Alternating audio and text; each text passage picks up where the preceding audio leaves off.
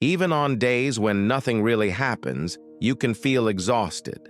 Not from work, not from movement, not from a long commute, just tired. You look at the clock, you look at your day, and it doesn't make sense. You haven't done enough to justify this fatigue. But tiredness isn't always physical. Sometimes the heaviest things we carry aren't in our hands.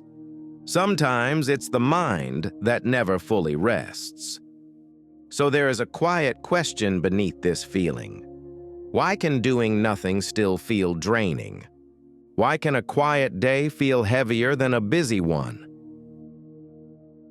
The mind is rarely still, even when the body is. Thoughts move quietly. Memories replay. Future moments are rehearsed. You are not just lying there. You are simulating a conversation that hasn't happened yet. Preparing words, preparing defenses, preparing explanations. You are rewriting a moment from years ago. Imagining what you should have said. Imagining how it could have gone differently. Each simulation costs something. Not visible, not measurable, but real. You can lie on a bed for hours and still be mentally running, planning, evaluating, remembering. The body rests, the mind works.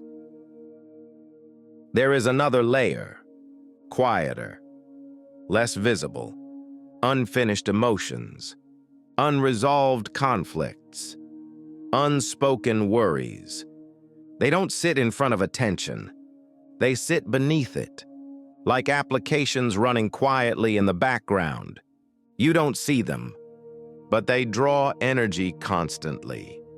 A message never sent, a conversation that ended strangely, a decision postponed again.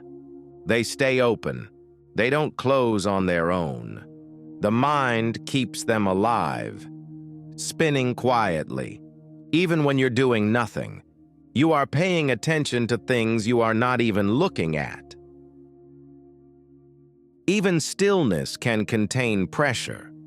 The pressure to understand yourself, the pressure to change, the pressure to become someone else tomorrow.